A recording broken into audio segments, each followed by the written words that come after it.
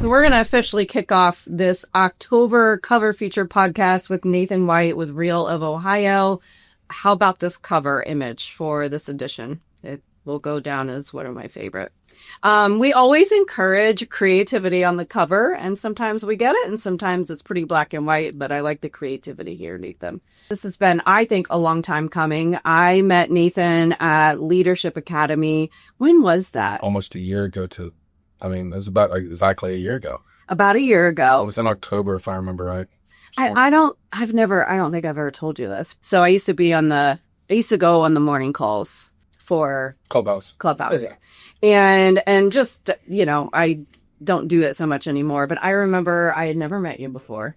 So my first impression of you was Nathan on the Clubhouse calls. And I was like, who is this friggin' guy? Because again, no sugarcoating, I didn't know anything about you. And so my first encounter with you in person was at Leadership Academy. And we talked about this at the magazine release party. One of my favorite things about this experience with you and one of my favorite things in life is being wrong about somebody. And the reason why I do what I do is because I think, especially in this day and age of social media that's louder than ever with comparison, we can very easily generalize people without taking the time to get to know them. And who they really are and what they're about. And so you came up to me at Leadership Academy after I presented, and we had never met before, but you were so incredibly blunt and honest. And it kind of took me aback, but I really respected it from the rip. So do you remember what you said to me? It was probably something in the lines of, I thought your magazine was stupid. Yeah. I did. That was what I thought. I remember looking, I'm like, fuck, this woman's coming in to talk about the magazine. I'm like, the Leadership Academy, all right, we're already starting. Right, wait, we're starting with a fail, right? And you get up there and do your thing. And I was like, son of a bitch. I like her. More importantly, what I heard was, it was actually opposite of why I thought the magazine existed. I thought this magazine was for the egotistical, look at me, I'm special, and how awesome I am as a realtor. And what I found out in listening to you was it wasn't that at all. It was to share people's stories and celebrate people and to maybe break down some barriers. Yeah. Because, people that don't know me, probably first, like you, went, he's a dick. That's generally the quick observation. And that is because of me, right? I have a wall. I tell people I do this constantly, right? And if you can't see this, I'm holding up a hand and waving you towards me. But I do that, right? I require you to get to know me. And if you're not going to do that, then I generally don't invest in you. But I'm misunderstood. And it's funny because you were like, but Nathan, I do this magazine for people like you who actually don't know you, who have... It's weird, when people say you have an amazing story, Nathan, it's kind of an imposter syndrome thing in my brain, but you're like, I do this because of people like you. I was like, well, what do you mean, right? Yeah. And you do it for all the right reasons, and I was so wrong. And there's the inverse of that too. You were wrong about me. Mm-hmm. So we both learned something along the way, which was cool. I couldn't agree more. But you also had to say yes, to the feature and being vulnerable and sharing your story on such kind of a public platform in our industry. And so love these pictures. So we're going to get into your story. Sure. Okay. Go for it. And I love that I had the opportunity. I love to preach. I kind of view myself as on a mission to dispel what people think and who we think that we are. But it is because my why, because this is a lot of pressure doing this and being in this top 500 space and, the things I'm exposed to, the conversations I'm exposed to, and kind of the weight of what this carries. But my why is the human story, getting rid of the generations of people. And because when we get to know people for where they've come from and why they do what they do, it just changes everything. It's the most powerful thing. Because we're out there around, they can know everybody. Yeah. And, real quick, I'll tell you, when we got here, I was talking to Rhiannon Ferrari. She opened up today, like I was like, whoa. And as I was driving here, I was like, fuck, I thought I really had Rhiannon figured out. And I sent her a text and said, hey, when you got 5 minutes, let me know so I can insult you. She called me and she's like, what? And I was like, yeah, you were a great reminder today that you were like me. And that's the insult. I said, I thought I had you figured out. And today you showed me a side that I didn't know existed. So I'm calling to tell you, one, I was wrong. Wow. And I love the fact that I got to see that side, and I know others did, and I want to see more of it. But it's hard sometimes to let that wall down, right? I understand that. And I think more than ever, we need to give grace to everyone. Let's start with a quote that's early on in your story. You say, if somebody remembers me for only one thing and said I faced the worst life had to offer and I chose to become better and not bitter, that's who I am. So Nathan's story has been shaped by the times he's hit rock bottom and clawed his way back. Would you kind of share with us, how did you get into real estate? Some highlights from your life before, how you evolved into saying yes to real estate. Because, and something that intrigues me about you is, I think we're wired similarly in that we feel things very deeply. Yeah. And so sometimes this industry for me can be very heavy. Yes. And so I'm just so curious how you ended up into a space that it has so many emotional highs and lows as well. I ended up in this space because it was unintentional, I guess, in a sense. But, my I've lived 1,000 lives, but I was working in the restaurant industry, and I met Chip and Sue Parrish. Yes, I love that you give them a shout out. I love it because they were that part of the fork in the road, right? Like, what if I would have not had that conversation and been there in that time, moment, and space? Would I have made the decision I made to go all in? Right. So tell us about that part in your story. How did you meet Chip and Sue, and what was the conversation? Actually, my business partner, Yoshi, and I, we were both working at Cooper's Hawk, and Chip and Sue had a mutual friend that I had. We went over to a graduation party for their daughter, and we just got to talking. I didn't know Chip and Sue from a row of coconuts. And, finally, I think it was Sue said, how do you know so much about houses and stuff? I was like, my dad's a custom home builder. And they're like, well, you should sell houses. Like, you really have this natural kind of thing. What happened to be that I was fucking miserable in the restaurants, working 75, 80 hours a week, going in at 4 a.m. And I'm not joking. Like, Yoshi and I would pass each other on the way to work, or who's getting Dunkin' Donuts and get there at 4:30, whatever. And they were there to 8. But I thought I was living large. I'm making I was making $65,000 a year. I had this really big title, and I'm like, I'm miserable. Yeah. I don't see my wife. I didn't see my kid. I had a kid on the way. Like, it was all bad. I drank like a fish. Yeah. There was nothing good in it. Yeah. And for some reason, that conversation with Chip and Sue ended up 4 days later. I called Chip and said, hey, where do I go to learn to do this? He said, what do you mean? I said, well, I quit my job today, and, that was it. The unbelievable part is to have a partner behind you that will support you and going, hey, I'm pregnant. We have a mortgage and bills, and you want to quit your job and go do something you never done? Whew, that takes a lot of guts. But I would never have been able to get to where I'm at without her support. Yeah. So shout out to Lindsay. She's beautiful, inside and out, and crazy lady to stay married to me for 19 years. She's awesome. And I feel like she said the magazine release party, I think she alluded to the fact she knew that once you make your mind up, though, with something like she believes in you, that it would be okay. Anything I've ever done has been, when I quit drinking, I quit. I called Yoshi. Interesting story behind it that we could talk about if you want. But, like, I remember drinking that bottle of wine. I still have the empty bottle with the date on it when I quit. When I quit smoking, I quit. When I quit dipping, I quit. I was just hard stop. When I wanted to learn to run, it wasn't I was going to run a 5K. I was going to learn to run 100 miles. So when I go in, So you're very much an all or nothing. Even if it's bad for you, you're all in. If it's good for you, you're all in. Yeah. That's the dangerous part of it. Because the bad stuff's a lot of fun sometimes, right? Yeah. I'd like to touch on a piece of your story because I think it's powerful, and when people hear about our past, it helps others. So you mentioned that at one point you were a homeless drug addict. Yeah, I don't have anywhere. How did you end up in that space? I go all in. Drugs were fun. Yeah. I'm not going to sit here and tell you they weren't. They were great. I mean, at least we didn't have to worry about dying back then all the fentanyl, but, it was, I have an addictive personality. Addiction runs in my family. And I ran from that side of my family thinking I was immune to it. And just got in this space, and, I was living in Colorado, and I did all the things that like you shouldn't do, that I'm not proud of, but are part of my past. And it got to a point that I was tired. I was on the way to kill myself. And I don't know why I stopped, but something said, call Rad.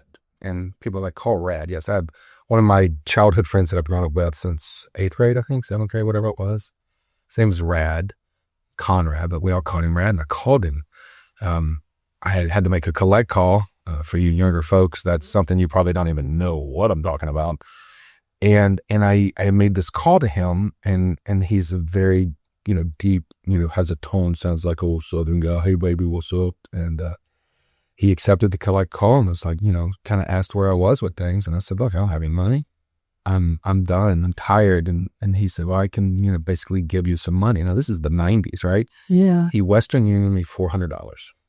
Oh, that's a lot of money back then. Yeah. Yeah. But it did a few things. It stopped me from going to do what I was, going to do.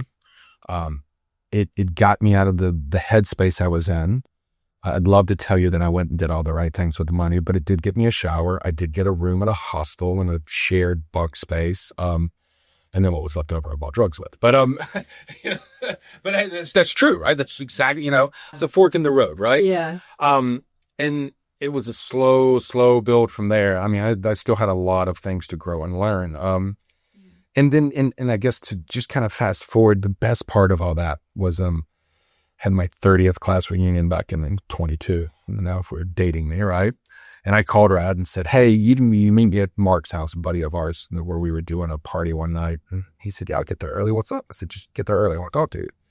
We've always been friends, and we get to my buddy's library. And I said, do you remember what you did for me back in the day? He said, yeah, baby, I remember that thing.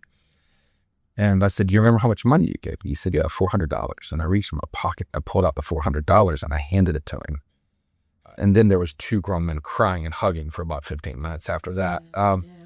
And so, yeah, that's, gosh, where, boom, boom, full circle moment, right? And it was really cool. It was really powerful because I consider myself one of the lucky ones. I went to a small private Christian school. I think we've had 3 people commit suicide out of my class now.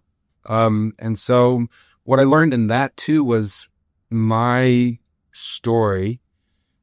I was ashamed of it for a long time. And then once I owned it, I took my own power back, and I'm able to help others through it. And the goal is to help more. And I've already done that.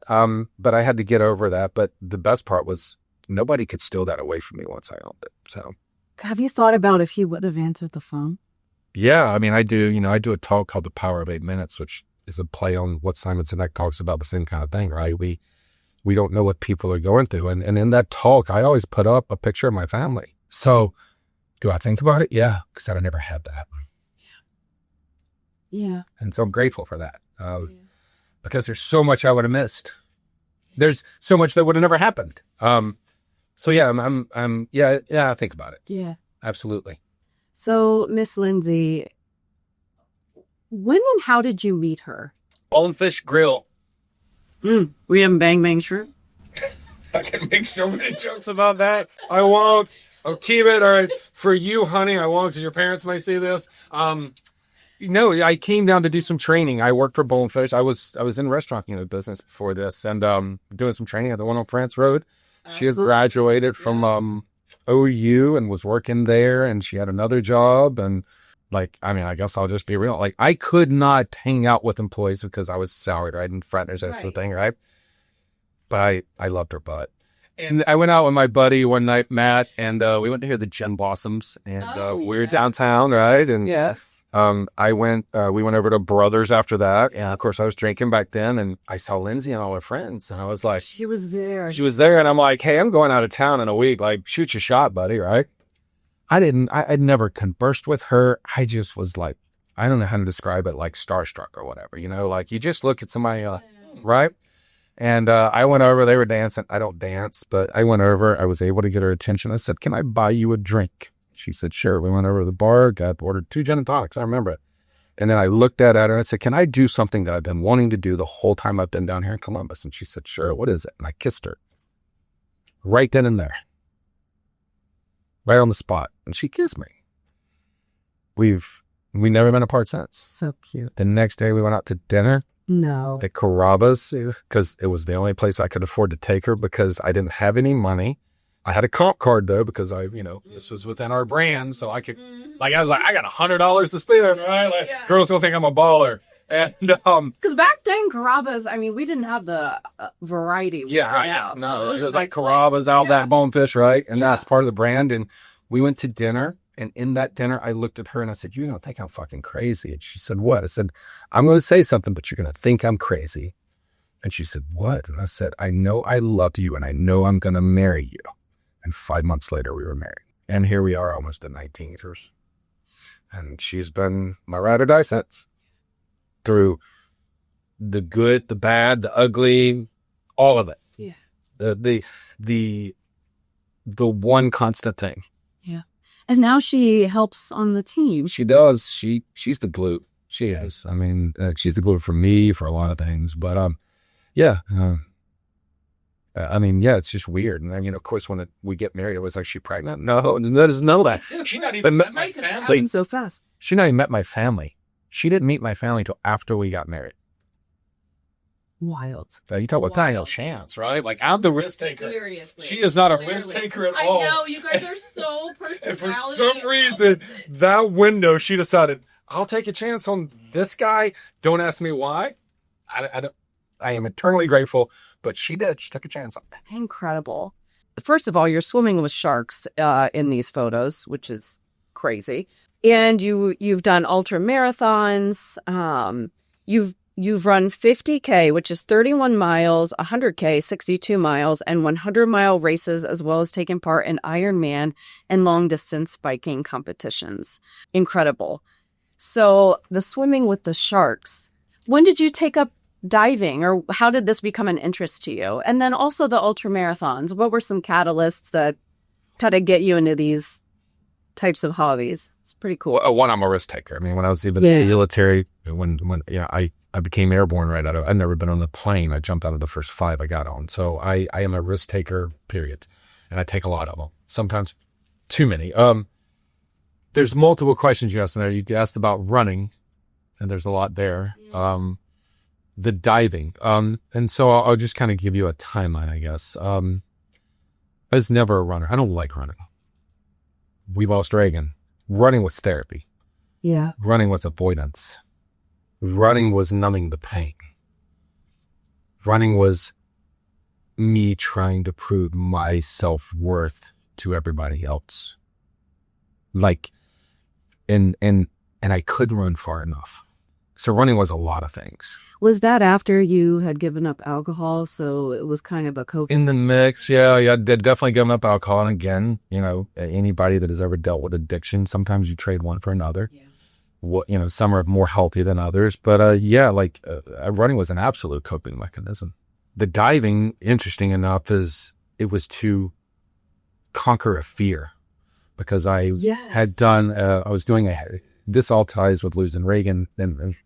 But when I was doing my first half Ironman that I was attempting to do, my teammate died in front of me on the swim, Gene. And of course I DNF'd. Weird how the universe works. Also, things happened. My wife, who was on bed rest in the hospital, pregnant with Ricken, which I got back home for, yada, yada, yada. But water terrified me. I watched my friend, he was dead. He died, he was floating, he was dead. So it was really hard to get back in the water. I wanted to do an Ironman or half Ironman, but I couldn't get, I had to figure out this water thing, right? And I was terrified. And I wanted to try scuba diving. So I did this Discover scuba diving thing and panicked. Didn't think I'd ever be able to scuba dive. And luckily, the instructor, Tony, got me comfortable. And then I fell in love with it in the sense of there's so much peaceful about diving. And it helped me deal with the fear and the loss in a weird way. And then I got really, really into it. And went through all these progressions to become a dive master. And then it turned into something really beautiful because, man, we know more about space than we do our own ocean. Yes. Yeah. Sharks are not what most people think, and we could have that argument all day, but they're not. They're like dogs. Yeah, there's a Netflix documentary. They're like, I mean, it's wild. Can't think of what it's And people, they were crazy, but, it's just, I have a chaotic mind, and there's peace in being underwater. There's no distractions, right? I've heard people describe it in that way. Or just, you're in the moment and that's it. Concerts and diving, two places I find peace. And Yeah. so the diving became that. But then even better is my son got certified to dive the day he turned 10. He got his junior. And so now I have a shared experience with my son that we can do forever, right? And you want to talk about moments when my son did his first open water ocean dive and I got to do that with him and share in that moment? And there's no greater joy, right? And to get to dive with him and see these things that we see under the water and get to do it together is fantastic. Yeah. So, yeah, but I don't know. There's a lot in there, I guess, you could pull from. Let's talk about the Reagan Michael White Fund, set up through the Ohio Health Foundation to honor Reagan's memory and support families dealing with high-risk pregnancies and or infant loss. And you mentioned here, we thought it would last a year or two, something small to honor him, but 10 years later, it's still helping families and supporting high-risk OB patients with gas cards, lodging, memorial items, and care packages. Reagan hasn't been forgotten, said Nathan. He's still making a difference. I guess, what do you say about that? After the loss, when did you decide to kind of create that and say, you know what, we're going to use this experience to help others? I'm going to do my best not to cry, but it's okay if I do. I'm formulating thoughts here. I want to first address something. Sure. I never talk about this much. I know. Because it's... Tim, leave this in for all I care. Because it's hard. Because it's hard, it hurts. Because you think a lot about what if, what could have been. So I'll just go back to, Reagan's story. He was coming along. I remember when Lindsay got her ultrasound for high-risk OB. I was like, we have to go for high-risk OB. And she's like, well, I'm over this age. I'm like, you're not fucking old, right? Like, you can't think, like, not me, right? Not my wife. And things with Sal, she ended up on bed rest in Riverside. And that's right, when I was supposed to go down and do the Chattanooga Half Ironman, I did not want to go. My wife, actually, again, the strength said, you've been training this for a year. I'm literally just going to be laying in a bed. Go do this. You need this. And long story short, week, whatever later, Reagan was born. She had a subdural hematoma and the abruption. And we lost Reagan, right? He was just alive for a few hours that morning. We held him. Whoa. We got to spend time with him. He had the most purest life to me because he only knew our love. Tim, leave this in for all I care. And then we lost him. And I think for Lindsay and I, you have some paths, I guess, right? You can go down the woe is me. And I'm not that person anymore. I never was really. There was probably a period of time I was, and Lindsay's not that either. But we wanted to celebrate him. And some things happened when she was in the hospital to where we saw people that were less fortunate from either financial positions or a family positions or just having people who care, right? And while all this is going on, this is not long after I'd gotten into real estate, I was still working at Pies and Pints. And I have won this contest to go make a beer with Fatheads Brewing up in Cleveland. And I knew a lot of these people from back in the day. I quit drinking at this point, and I was supposed to go make this beer. I didn't really care about making the beer. of all things, I just cared about naming it, and I wanted to name the beer that was going to be made at the time after Daryl Hall and John Oates. Which is, I know it's fucking stupid, but I just wanted to see if I named it Man Eater Adult Education, where they'd figure like that's a Hall & Oates song, right?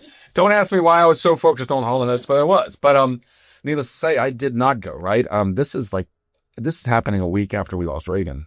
And then mind you, in a very short period of time, I watched a teammate have a heart attack in front of me on a trial line and die. Right. And then, not long after, my wife gives birth to our son and we lose our son. And talk about kicking in the nuts. Like another month later, our dog was hit by a car and died, right? It was like, can we get out of this year? My gosh. And, gosh. What's it, another month? I had the timeline, but we lost our dog the same year. And, so I did not go. And I had a couple buddies, Robbie and John, who went in my place to make the beer because it was still happening. And John called me and said, hey, the crew up here, and again, I had a relationship with them because my previous restaurant days also, we lived in Cleveland. And they were like, hey, they want to do something to support you guys. And I was like, we don't need the money. I said, I could use it, but I said, we really don't need it, because what lingered in my mind and Lindsay's mind were the people in the hospital that really, really needed it. And I said, that's awesome, but I don't want to do that.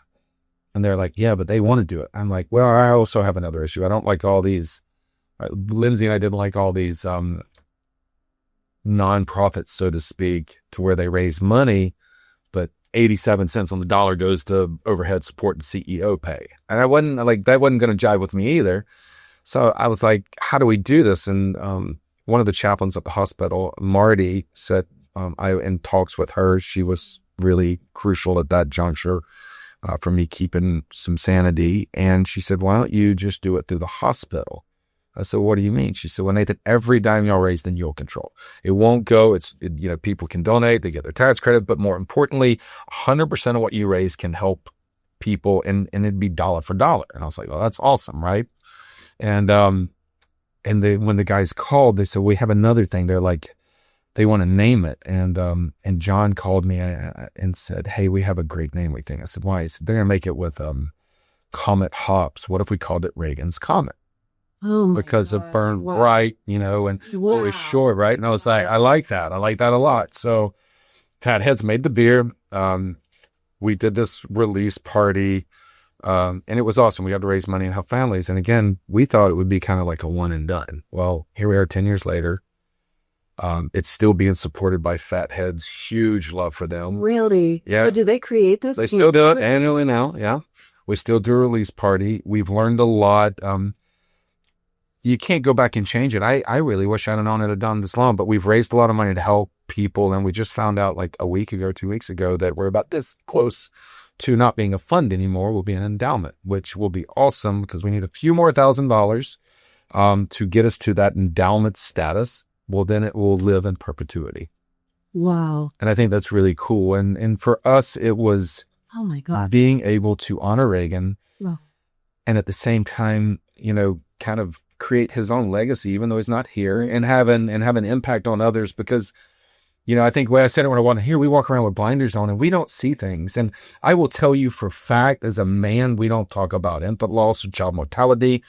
As a man, we know nothing about women's health. We think we do, we don't. And Riverside's taken the time to get my wife's input, my input. They're doing a women's center that is solely dedicated to women. And I find that amazing. And so to just be a part of that and have some influence on it is really cool. To have my son's name that will be potentially something named after him stamped on it is fantastic. So, Yeah. and it feels real good to give and have an impact.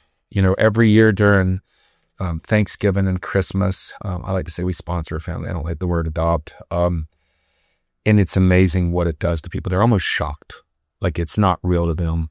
I mean, last year we helped a mother. We actually helped a colleague, Eric, and that was a first to get calls from people to say, "Hey, we've got a colleague and a friend who just lost a child.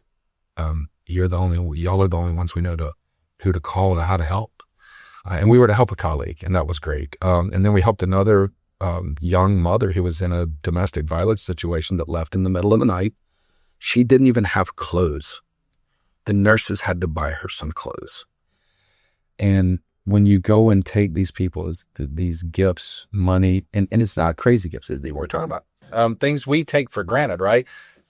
But I mean, it's wild. I'll fill my truck up, and these people are blown away, almost like they're confused. But it's just so powerful. It's so impactful. The thing that probably hurts me the most out of it is I wish I could show it and share it to everybody, but you have to take my word, because you would never want to put somebody in that spot to feel, weird. But I can tell you that it is the most, like, every time I leave, I'm a hot mess, because it's just so, it's so big.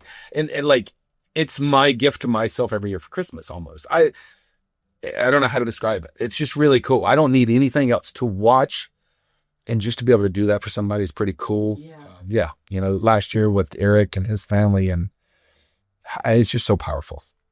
What's so, as you were talking, just like Reagan was here from basically the moment. Yeah. But look what he's done with his life. Like, it's really powerful and ironic, and you could really think about that in so many different ways, but he's impacted people's lives in a way that people an entire lifetime don't, because he was here. You're utilizing his life to continue to make a difference, and what an honor that you've given. That his death made me better to her son. Yeah. Is that weird? Like, I've never said that out loud, but it's weird to say that. Like, he came and he's like, it's almost like he said, I got you. Yeah. I got you, Dad. I got your mom. Right. Yeah. So yeah, it's just a weird spot. Impossible decisions, that you have to make. Impossible feelings, impossible weighing of things. Yeah. It's and what I've learned in life is, until you actually go through something personally, it's impossible to understand it.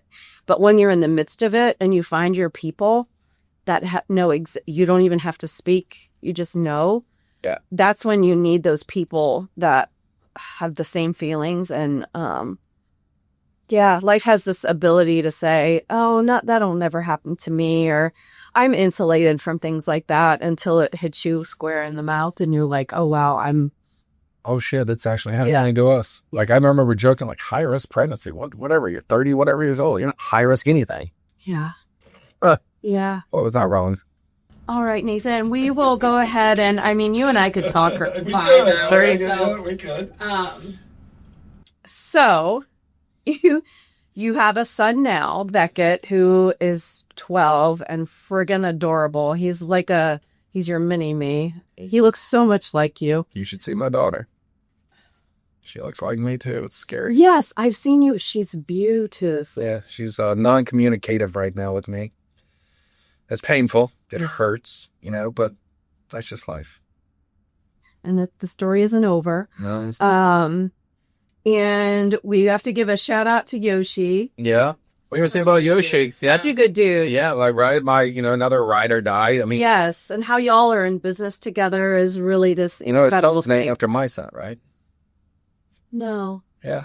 I didn't know that. So when Yoshi's ex-wife, when they were pregnant with Max, he called me and said, hey, Ro, I got a question for you. I was like, what's that? He said, would it be okay if we name our son, if we use Reagan's name to honor him? I was like, dude, that's heavy, right? That's big. Yeah.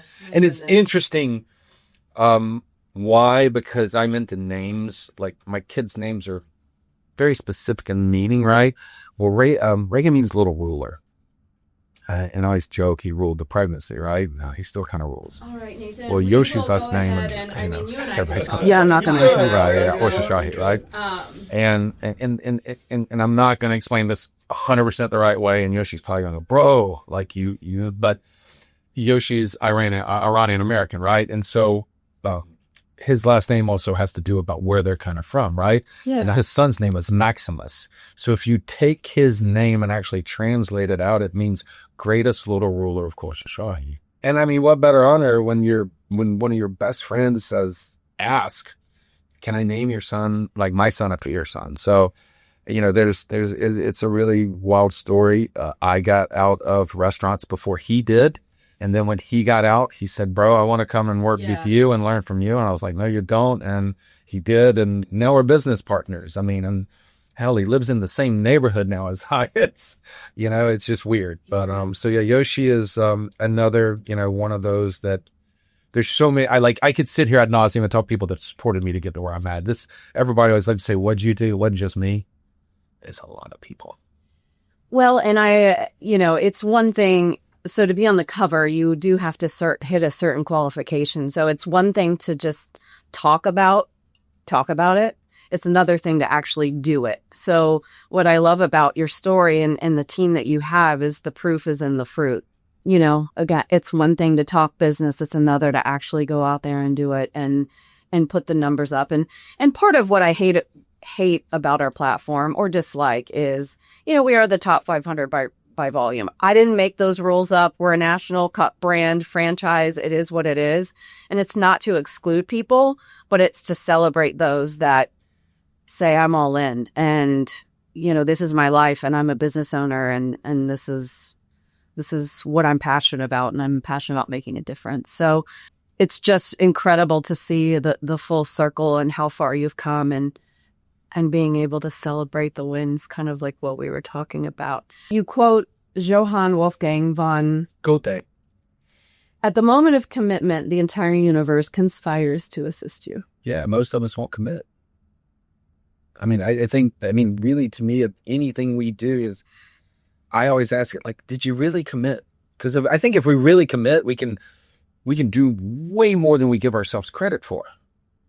I go back to my coach that coached me when I first started running. And I remember he was like, Nathan, these ultra marathons are 90% mental. It's about commitment. Wow. And I was like, awesome. And he goes, you know what the other 10% is? It's mental too, buddy. And he's really right? Wow. I don't believe most of us really commit. We talk about it. We'll give it a couple days, but that's not commitment. So I think you have to commit. And the universe to me is an interchangeable word. That can be God, Buddha, whatever you want it to be. But you got to commit. And most of us just don't. You point out that your beginnings don't define you and it's never too late to become who you've always wanted to be. You say, I'm not here to impress people. I'm here to make an impact. I want my kids to look back and think their dad stood for something. Well, yeah, there's that one other quote in there that, Samuel Beckett ever tried, never failed, fell again, failed better, right? If you were just to read my story in the beginning, you'd go, well, that guy's an idiot and a loser. Or if you keep reading further, is it a story of redemption? Yeah. And for my kids, for anybody for that matter, I want to show that basically, I don't like to say if I can do it, you can do it, because I don't think that's fair. But I want to show that, that there is hope, there's a way. And I also wanted to be a reminder of grace. I think we're also guilty of just getting caught up in these stigmatisms. I was given so much grace along the way. And when I say, Katie, I didn't talk to my parents for 3.5 years. I stole money from them. I stole belonging. I did some fucked up shit. But yet every step of the way, there was always somebody that just gave me a little bit of grace. Yeah. And so I think we all need the reminder of, we don't know what somebody's going through in that moment. Yeah. And so maybe we need to just 1, 2, 3 pause and think, well, what are they going through? Or I don't know their story. And I have had so many conversations with people when they converse with me or actually get to know me. They go, damn, I had you all wrong, bro. I thought I knew you. And what I actually learned is I don't know you, and you're an okay guy, and you love hard, you love deeply, and you're hard on yourself. And I don't know, that I think that's kind of cool, but I have to remind myself to do that. It's for people as well. Yeah. So relatable. That's where I'm at now. Yep. I think you should be authentically you. I can tell you, and I've told you, My God, thank you for letting me. I was so worried that you're going to be like, you need to stand in front of a house with your arms crossed, and this is the way you can look. Sleep shirt. Yeah, right. And I'm like, and you're like, no, Nathan, like, I do this because I want you to be you. So thanks for the platform to not only tell people who I am, maybe to show them a little bit more who I am, but also to let me be me. The best thing I heard was when somebody said that photo's iconic. I was like, yeah. Awesome.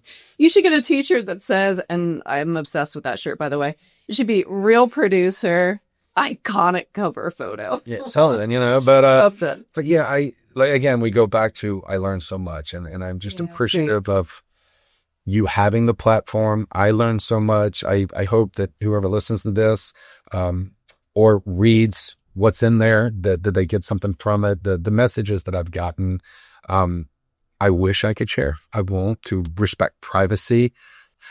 It's a gift. Ironically enough, October is my birthday month. But the magazine gave me a lot of gifts. Yeah. And the gifts were the messages that I got. Yes. What they said after they read my story.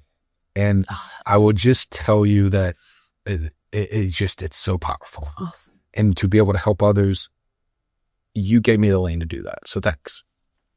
It's a privilege. It's an honor. Thank you for being vulnerable and saying yes. I'm really proud of you. Thanks. Hey, Katie, I'm just, oddly enough, starting to find my voice. That's a little scary. So if people want to read, because you're actually a really good writer. So is it Substack? I got How can they follow you? I think it's I Am for UGA. Go Dogs. Yeah, I did that. You are from Georgia. That's right. Diehard Bulldog guy. You can find me on Facebook, Instagram. I think is Next Home Nathan. I started writing. I quit writing after Reagan died. One of the last things I wrote was about his death. And then I stopped for a long time. And my therapist encouraged me to start writing again to help me heal. And which I didn't want to do it because I was like, I'm scared of it. And now that I do it, I'm like, this is healing. But yeah, and I write about just real shit. You can check out his story too, realproducerscolumbus.com. We have our issues there. Nathan, thank you again. And we'll see you next month. Thanks, Candy. Bye. Is that okay? Gifts were the messages that I got. Yes. What they said after they read my story. And I will just tell you that it's so powerful. Awesome. And to be able to help others, you gave me the lane to do that. So thanks. It's a privilege. It's an honor. Thank you for being vulnerable and saying yes.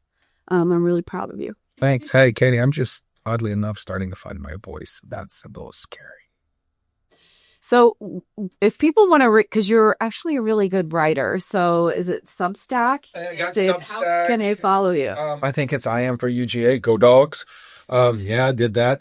You are from Georgia. That's right. Diehard Bulldog guy. You can find me on Facebook, Instagram. I think is Next Home Nathan. I started writing. I quit writing after Reagan died. One of the last things I wrote was about his death. And then I stopped for a long time. And my therapist encouraged me to start writing again to help me heal. And which I didn't want to do it because I was like, I'm scared of it. And now that I do it, I'm like, this is healing. But yeah, and I write about just real shit. You can check out his story too, realproducerscolumbus.com. We have our issues there. Nathan, thank you again. And we'll see you next month. Thanks, Candy. Bye.